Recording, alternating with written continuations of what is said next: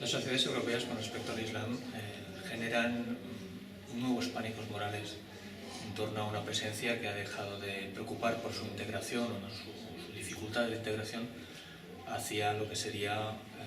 algo que viene a alterar nuestras sociedades, que las viene a amenazar, que las viene a situar en otro orden. Y en el fondo no estamos más que mostrando buena parte de aquellas ideas, aquellos prejuicios, aquellas situaciones que no hemos llegado a comprender bien y que hacen que, paradójicamente, tengamos un exceso de opinión y una falta absoluta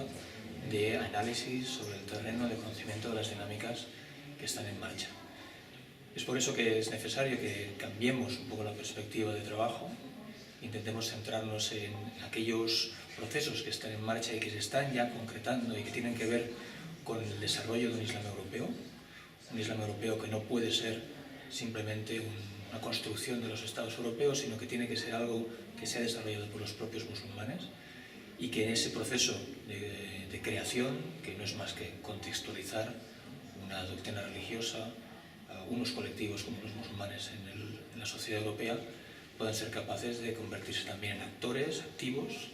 dentro de la construcción de Europa como conjunto de pueblos y naciones.